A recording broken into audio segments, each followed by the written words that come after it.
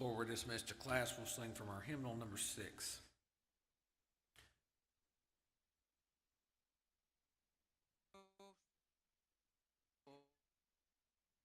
Awake and sing the song of Moses and the Lamb. Wake every heart and every tongue to praise the Savior's name. Sing of His dying love. Sing of His rising power. Sing how He intercedes above for those who sin before. Sing on your heavenly way, ye ransomed sinners, sing. Sing on rejoicing every day in Christ the glorious King. Soon shall you hear Him say, ye blessed children come. Soon will He call you in some way and take His pilgrims home. Now be dismissed to class.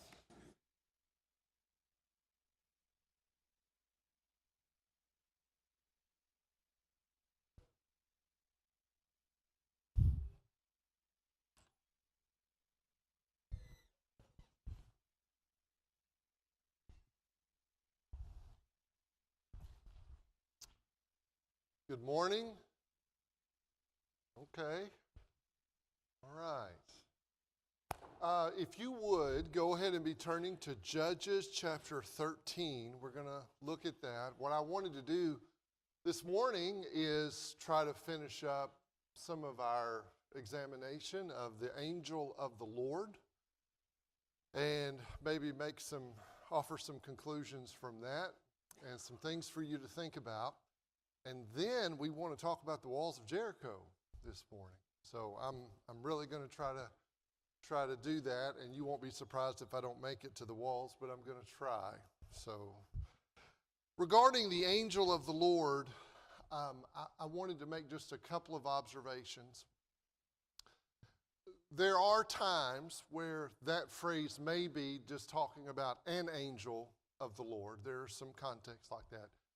There are other contexts, like the ones we're looking at, where you guys will just have to work through this on your own, but it just seems to me the language and the actions go way beyond, in my mind, what a created angel would have a right to receive. And we talked about this from the book of Revelation, but when you have an angel there in the book of Revelation, and of course in the glorious appearance, and John wants to, as you can understand, fall down and worship him. You remember what that angel said in Revelation 19 to him? Yeah, he said, no, don't worship me. So created beings don't have a right to be worshiped. Who's the only one that has a right to be worshiped? God, divinity, etc. And so generally speaking, when you think of angels, in fact, Hebrews 1 says Jesus has a name even above the angels. You remember there in Hebrews 1, 2, and 3, it'll talk about how he was in the express image of God, the Father. So he's also divine. So the Father's divine, Jesus is divine, the Holy Spirit is divine. They can accept worship. When Jesus was here on the earth, although he was in the form of a servant, and he came in the form of a man and became a human being, he was still God. But he certainly didn't go around in his full glory exercising that all the time, because if he had, people would have been compelled to have worshipped him. On the day of judgment, every knee will bow and every tongue will confess. However, when he was in the flesh, when people came to an understanding of who he was and they worshiped him, did Jesus accept that worship? Yes. And the conclusion of that would have to be that he understood himself to be the divine Son of God, right? We understand that. So that's one of the proofs. It's not the only proof, but it's one of the proofs of the deity of Christ, that he accepted worship and was deserving of worship.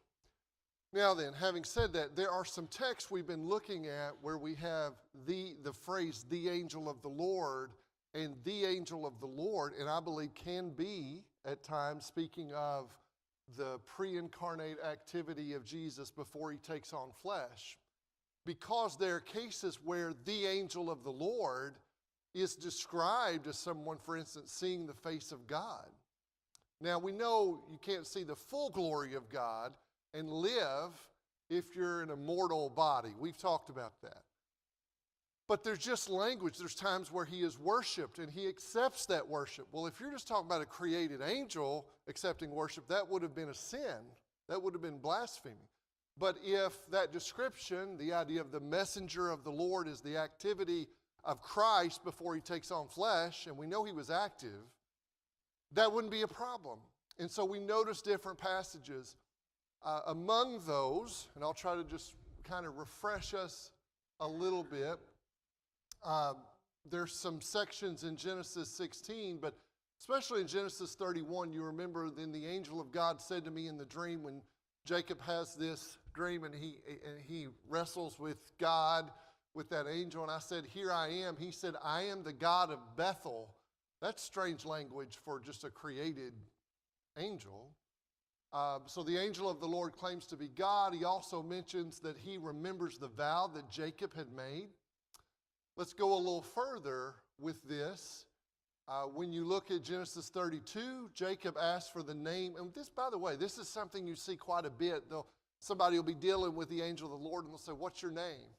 And that's interesting. And the angel, in these cases we're looking at, basically says, "Don't worry about it." And sometimes they give this description, which seems very akin to the kinds of prophetic descriptions of the Messiah. And we'll come back to that.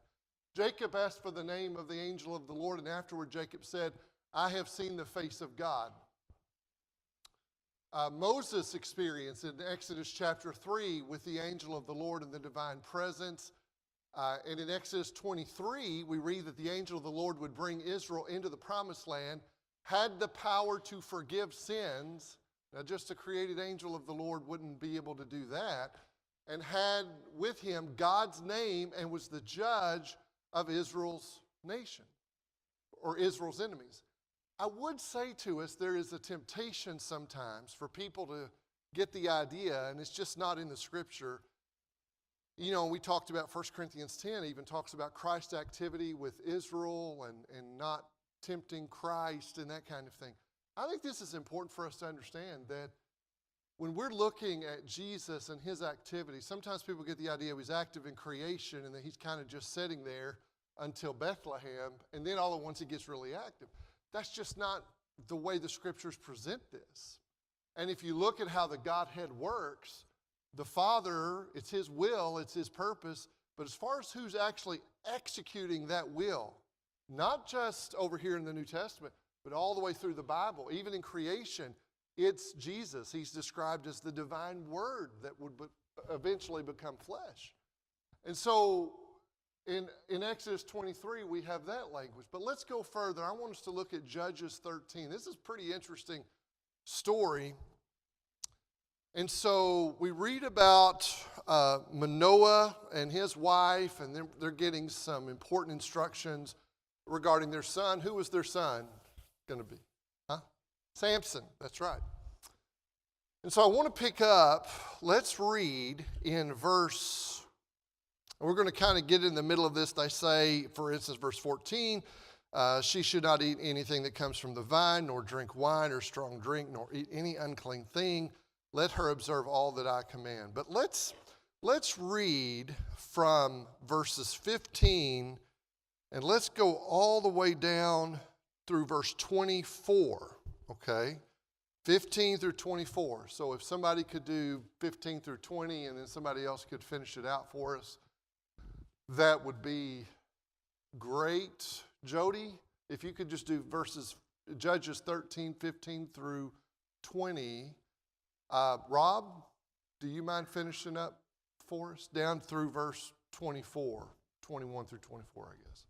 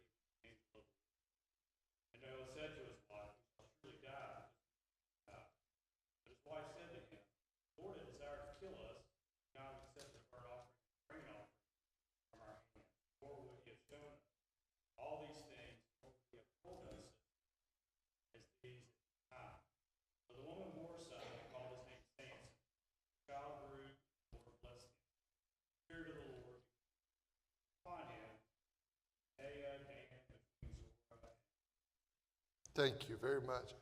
Anything interesting about that section?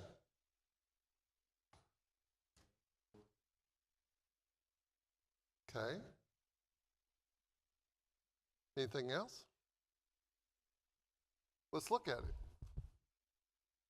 So if you look at verse 17, Manoah said to the angel of the Lord, "What is your name? So when your words come to pass, we may honor you." But the angel of the Lord said to him, "Why do you ask my name, seeing it is wonderful?" By the way, does anybody have a different translation of that?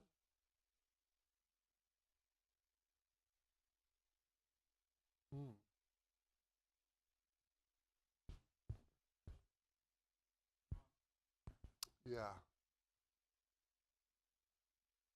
Yes. So I think that's right, Darryl. You know, like in Psalms 139, there are times, I think it says that the thoughts of God are, David says, too wonderful for me. I think he's saying it's beyond me, right? So it seems to me that he's saying, my name is beyond your comprehension. Now remember, name isn't just like what you sign on the bottom of a document. When we're talking name in this context, the name expresses who he is. We talk about, for instance, the name of God. That's not just talking about what God is called. It's talking about who he is. And so he says it's beyond comprehension. Verse 19, so Manoah took the young goat with the grain offering and offered it on the rock of the Lord, and he performed wonders while Manoah and his wife looked on. For it came about when the flame went up from the altar toward heaven that the angel of the Lord ascended in the flame of the altar. And when Manoah and his wife saw this, they fell on their faces to the ground. So they're in a worshipful state. Now the angel of the Lord did not appear to Manoah or his wife again. Then Manoah knew that he was the angel of the Lord. So Manoah said to his wife, "We will surely die, for we have seen" who? God. Now, there's nothing in that context that I can find where there's anything to mitigate against that understanding. Now, his wife didn't say, "Oh, no, we really didn't see God." We saw an angel. What is said then? What does she say? Yeah, that's kind of interesting. Like, if he was going to kill us, this had already been done. So they're offering this. I just want you to work through that particular text. So if you look at it, and he says, "My name is too wonderful, it's too fantastic, it's too extraordinary, it's too incomprehensible." One thing you might want to think of is Isaiah chapter 9 and verse 6, which is clearly messianic in prophecy. And what are some of the descriptions of Jesus there? His name shall be called Wonderful Counselor, Mighty God, etc. He's beyond our comprehension in many ways. So that's something for you to think of. So the angel of the Lord performed wonders and signs while Manoah and his wife looked on. The angel of the Lord then ascended in the flame to the altar. And when Manoah and his wife saw these astonishing actions, they fell to the ground and worshiped. Manoah, as we just discussed, had his observations, and his wife helped him with that. So y'all can go work on those texts. You've got the notes. If you want to go, "Man, I'm not for sure, Bruce," that's fine. I'd be happy to hear it for like 10 minutes. And we can talk about it. If you have questions, and I may be wrong on some of these texts, that's fine. But I do think it's important to know that Jesus was active throughout the Old Testament, regardless of how you view some of these passages. And so that's what I want to talk about as far as, okay, why would this matter? Why is this important? Now, the reason we got here, if you'll recall, is Joshua chapter 5, when you had one that appeared to be a man, and Joshua says, "Which side are you on?" And he says, "Hey, I'm on Yahweh's side. I'm on the Lord's side. It's not about their side or your side. As long as you're doing the will of God, I'll be with you." And I believe he says, when he says, "I'll lead the armies of the Lord," it's more than just the physical. There's a spiritual aspect of that. But here's some things for you to think about that we learn from this, and that is, we know Christ is eternal. And not only is he eternal, he is active throughout redemptive history, and we see that even in the New Testament. And that should encourage us that the Lord cares about us that much, that he loves us that much. He's been that involved. Can you see why, if he's been that involved, and then we don't take salvation seriously, while that would be an insult to him and all that he has done? His activity in the Old Testament indicates that our salvation was a revelation of the gracious purpose of God, and we see that throughout the New Testament. Christ reveals God and mediates his presence even in the Old Testament. Well, that would fit kind of the pattern of how the Godhead works. And Christ was leading God's people throughout history. And we notice, let's look at 1 Corinthians 10 again. I know we've noticed that, but that makes that quite clear. 1 Corinthians chapter 10, if somebody could just read verses 1 through 4 for me. 1 Corinthians 10, verses 1 through 4. Mike Binko, if you would do that, please. That would be great. Moreover, brethren, I do not want you to be unaware that all our fathers were under the cloud, all passed through the sea, all were baptized into Moses in the cloud and in the sea. All ate the same spiritual food, and all drank the same spiritual drink. For they drank of that spiritual rock that followed them. That rock was Christ. At the very least, you've got that passage that indicates he was involved in the leading and influence of Israel, even in the Old Testament. I would mention something else to you. There's a lot of foreshadows about the Messiah to come that come out of his activity. So some of these indicate him leading. Some of these indicate him being active toward God's people or Israel in his mercy. But some of them show his power and authority and judgment. In Joshua chapter 5, which we have been studying, it shows God's power and judgment and presence on many levels. And he was worshiped in Joshua chapter 5, or at least he accepted worship there. Okay. Any questions before we get to the walls of Jericho? Anybody? You're afraid to ask, aren't you? Okay. Let's get back to Joshua. We're going to get into Joshua 6, and we're going to spend quite a bit of time talking about some your favorite topic, archaeology. Some of you like archaeology. This is interesting, though, I think, on many levels. This is another case in point where we have, skeptics out there that have tried to say, there's this Bible story and it didn't happen and we found something different. And then come to find out we get good evidence that sustains, the biblical record. And so as we work through this, I want to share this. It'll be a little technical. Hang in there with me, but I've got pictures. So if you're that person, you'll be all right. I was given pictures by Dusty and Jessica. I know Todd and Karen have been over to Israel and some others. I haven't. But what's one of the interesting things is if you're in Jericho, you can look around yourself and see really important places of events. And I'll kind of show you that. It's amazing. But Israel's going to overtake the walls of Jericho. This is a significant event. And I know you can't see that real well, but we're gonna work on this a little bit. But if you'll notice up here, if you looked at, first of all, there's a major slope incline right here. So if you're approaching Jericho from the outside, it ends up being about 46, 47 feet high, technically. But if you're down here, these are extremely strong, tall walls. Okay? Now, before Israel gets there, remember when we talked about across the other side of the Jordan, Og and Sidon?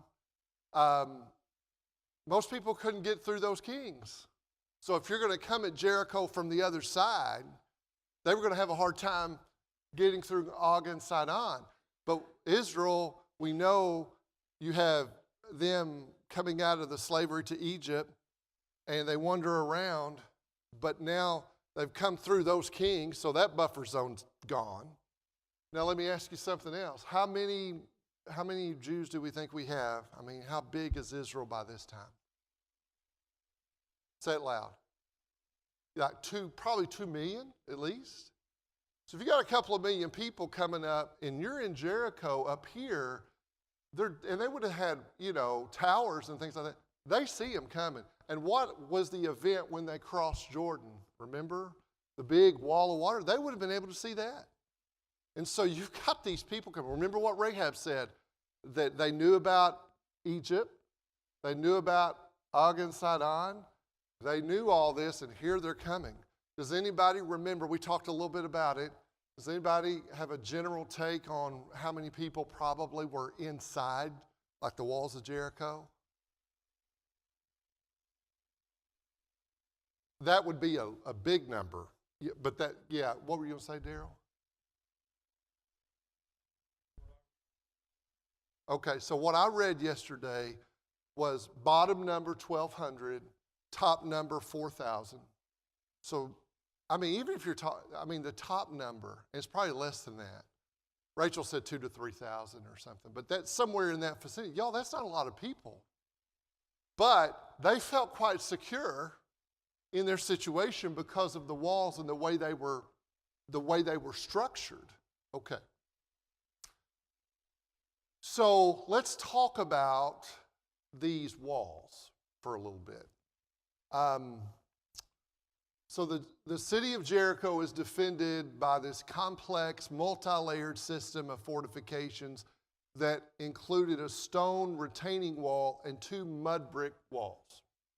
Before I go into detail, if you're one of those people that want to read more, you're Mr. Super Analytical or Mrs. Super Analytical, I would love, if you'll email me, I would love to send you, there's several links of very good articles by archaeologists that believe in the biblical record, but there's just a lot of evidence, whether they believed in it or not, that you're welcome to. I'd be happy to send it to you.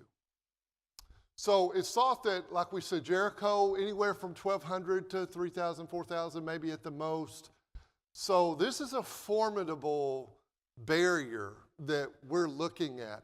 And it's interesting, Joshua, even toward the end of his life, and perhaps it was because this was the first major, victory once you cross Jordan, he still talks about Jericho. And it's almost like Jericho serves as this representation of all other victories. Okay, so Jericho is an important event in the life of Israel. So this fortification system has 3 primary parts. Number 1, you have basically a stone retaining wall. That's probably 12 to 15 feet high. That's a stone wall. And it serves them well as the foundation of the base of the city's sloped earth embankment. And that's what I was talking about. So if you're, if you're walking to Jericho, you're coming up off a slope. So what would be, let's say you have a 50-foot wall, then can you imagine, think, okay, we're gonna get over that wall, okay? So you have this embankment, you have, let's say, 15 feet high stone wall, then you had an outer mud brick wall, and I'll give you some illustrations of this in a minute. It was a 6-foot thick mud brick wall. It was constructed on top of the retaining wall. And this mud brick structure is estimated to have been 20 to 26 feet tall, putting its base at roughly 46 feet above the ground level outside the city. So this is a major wall. It is not a thin wall. Anybody know how thick are we talking? Anybody? Taryn? Yeah. So enough that, people could transport themselves over that wall. Remember with Rahab, where did she live? There were living quarters.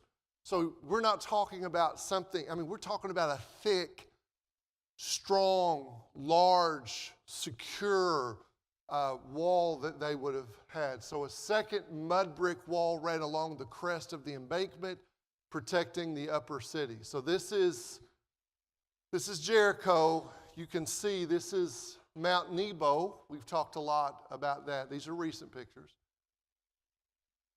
And then this is a photo of the same place but you're zoomed out so you can see, you can see the plains of Moab. So Jericho they can see a lot. From the same place again, but turn around looking at the wilderness where Jesus went to be tempted. Okay.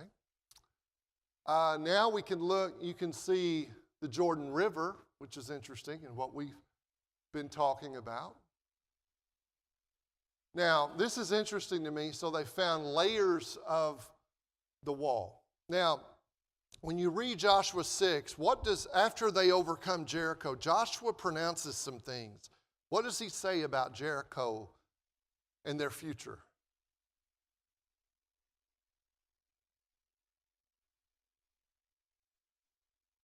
Yes. So it's curse, and it's going to be difficult. One of the things archaeologists would say is, well, we found, destruction and that kind of thing later on, dated later on, so the Bible must not be true. Well, yeah, it was even said, Joshua even said, there'll be destruction later on and the loss of life later on.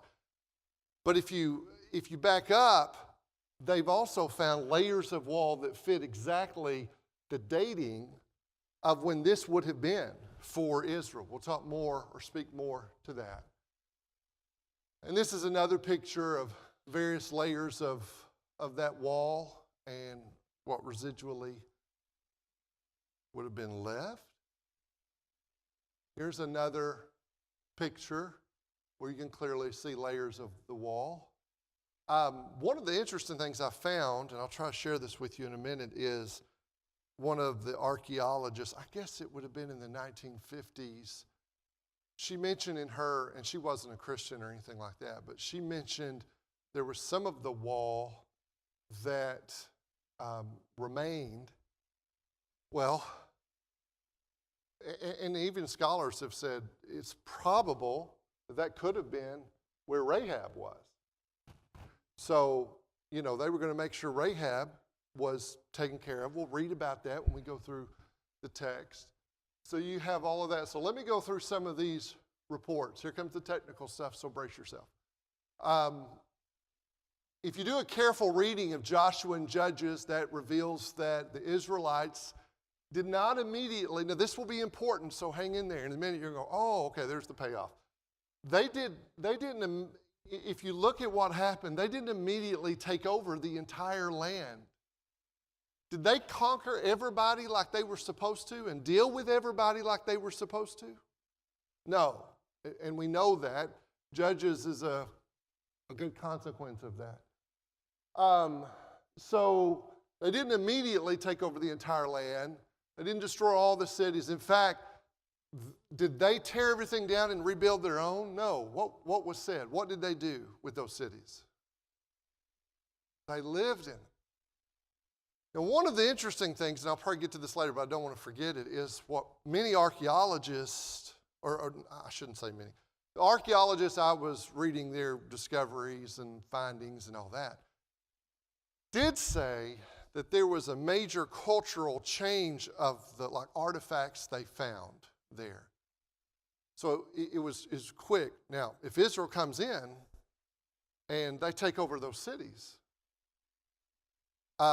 there's going to be a major change in what archaeologists would later find. It would change to Israelite occupation, I would say. And so they were even saying that was possible. So notice Joshua 24:13, I gave you a land on which you had not labored, in cities that you had not built, and you dwell in them. That's what he said they were going to do. You eat the fruit of the vineyards and olive orchards that you did not plant. So we do know from Joshua that there were some groups that the Israelites didn't completely conquer. And so that would make sense. And because of this fact, the archaeological record of their presence would be somewhat limited. So you could have gone to a place where they didn't do what really God had in mind. There's 3 cities, though, that are specifically spoken of in the book of Joshua as being destroyed and burned: Jericho, We sometimes say Ai or I. We're scared of AI right now, so we'll go with I. And Hazor. Archaeological evidence of destruction of the fire around 1400 BC is found in these places, and that's exactly the dating I think we should take on when this is occurring with Israel. Let's go further. So the excavations at Jericho have revealed that the wall fell below itself, just as the Hebrew terms indicate. Guys, the Hebrew words that describe how those walls would fall are important. It's like they fell beneath themselves. What some archaeologists have pointed out is usually, think about it for a minute, if you have attacking forces and they're coming at a wall, which direction are those walls going to fall? Inward. These fell outward. Now, if you don't have God involved, that doesn't make sense to me. If God's involved, that makes all the sense. It's not really like they were attacked and pushed over necessarily. They just collapsed, and God had promised that's what would happen. So Canaanite Jericho was this imposing city. It had not one wall, but two. You have an inner wall, you have an outer wall, and that outer mud brick wall had been built atop revetment wall, making it twice as high. And between the two walls is this sloped rampart with an upper wall encircling the inner city. I just want to get across to us, this is a major deal. I mean, this is a major event. And yet God says, think of the same God that brought them out of Egypt, the same God that had conquered those powers, the same God that had conquered the two great kings, is the same God that's going to cause this to happen. And remember what Rahab said. We know. And they're concerned. And they see all this happening. So when Kathleen Kenyon excavated the west side of the wall, she discovered that there was a heavy fill of fallen red bricks piling nearly to the top of the revetment. These probably came from the wall on the summit of the bank. Dr. Bryant Wood says, although Kenyon found the revetment wall and the earthen rampart, she did not find the city wall itself on top of the tell, but astoundingly, a heap of fallen red lay outside, or red clay outside the revetment wall. These red bricks almost certainly came from the city wall on top of the tell, or from a mud brick parapet wall atop the revetment wall, or both, as Kenyon recognized. If you can figure all that out, good for you. But it's just saying what we read in the Bible does fit the discovery and findings. Now, if you're an unbeliever and you're going to this and you're trying to punch holes in it, sometimes what happens is you're going to be selective in giving the data that you need to give. So before the Battle of Jericho, the Israelites sent 2 spies to check out the city, and when discovered, they hid in the house of Rahab the prostitute. The Bible describes her house as being located in part of the city wall. You guys remember, we talked about that. With a window looking out of the city through which she let down the spies so they could escape. Look at that passage, Joshua 6, verse 22. Moreover, when they had taken the city, Joshua says to the men who had spied on Jericho, go into the prostitute's house and bring her out, and all who belong to her, in accordance with your oath to her. So there was a portion of this wall in which Rahab's house was located, and it didn't necessarily fall immediately with the rest of the walls. They're getting her out. Well, hang in there. Okay. When the Germans excavated this in about 1907 to 1909, they discovered a portion of the wall on the north side of the city that hadn't fallen. So some would say, well, that would in all probability, at least high probability, fit what we would expect.